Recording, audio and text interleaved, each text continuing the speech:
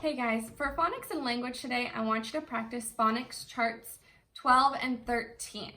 Make sure you practice them out loud, either with a person or to yourself in the mirror, but just make sure you practice those and then come back and watch this video. So for our classwork for today, we're doing phonics and language page 279 to 280, and there isn't anything new to go over, it's all review. So I'm just gonna go over the directions for you on those pages in this video.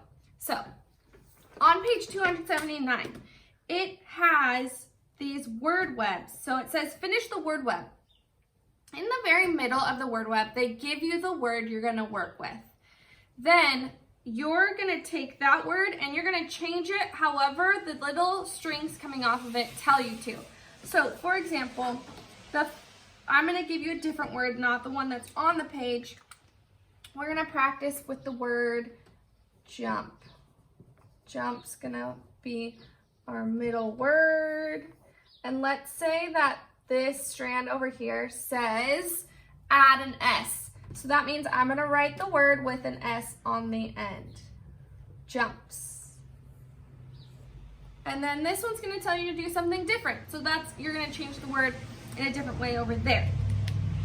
So on the first word web, it actually says antonym, and I'm going to remind you an antonym means the opposite. So the opposite. Jump can have a few different opposites. You get to pick one. But your word isn't jump, your word is whisper.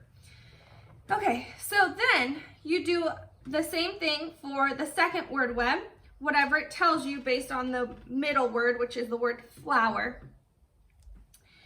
And a lot of that is what you find, how you can make an answer work. And then we're moving on. At the very bottom, it's dictation. On dictation, you're gonna write a sentence. Remember, when we write a sentence, we always start with a capital letter and we end with punctuation, a period, an exclamation point, or a question mark. So, there also, before we write this sentence, I want to tell you there is a contraction in there, and a contraction is when we push two words together, take out some letters, and leave an apostrophe in the place of the missing letters. So listen carefully, write down the whole sentence, and then that's it for dictation. So here we go, dictation. Don't cry over spilled milk.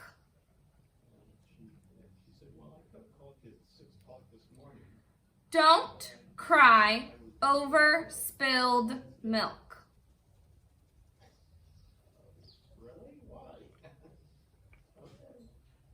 One more time. Don't cry over spilled milk. If you didn't catch it, you can rewind this video and listen to the sentence again. Otherwise, I'm going to keep moving forward. On the back, on page 280, section 1. Says underline the root words, circle the suffixes. So if I'm going to take this word, for example, the root word is the word without the ending. So it still has a word there if you take those letters off. So what you're going to do is the word jumps. My suffix is the letter S. Because if I take S off, jump is still a word. So jump is my root word. I'm going to underline jump and circle S. That's what you're going to do for section 1. You must underline the root word and circle the suffix. Don't just do one thing. You must do both things. Section 2. Choose one of the words in the box and write an interrogative sentence. So from that orange box in section 1, you're going to write an interrogative sentence. You should know what an interrogative sentence is, but I will remind you right now, an interrogative sentence is a question. So it still has to start with a capital letter, but it must end with a question mark.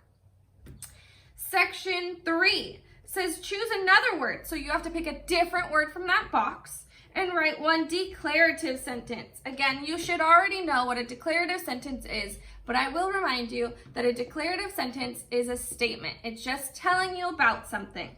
So you have to use one word from the box in section 2 and choose a different word for your sentence in section 3. Section 4 says circle the best word in each sentence.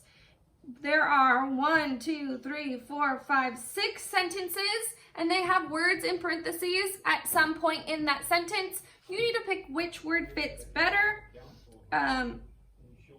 There's different versions. Some of them are homonyms. Some of them are words that just get easily mixed up. And section 5. Think about you and your friend.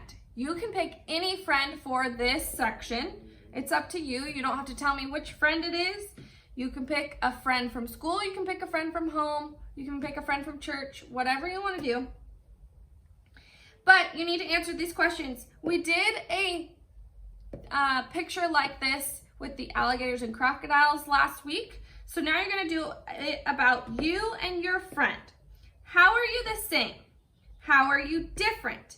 Fill in the diagram with some of your answers.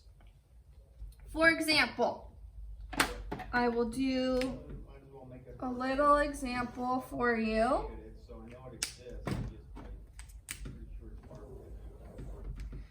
Okay, so for example,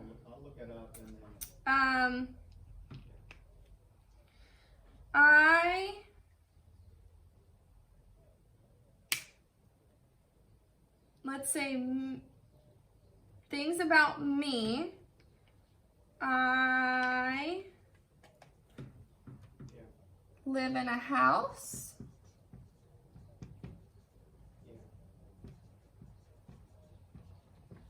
And my friend lives in an apartment.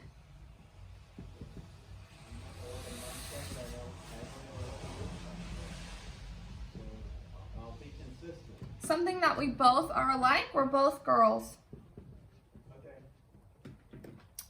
Something else that's different about us, we're not exactly the same age, so I could write down my age and her age. And then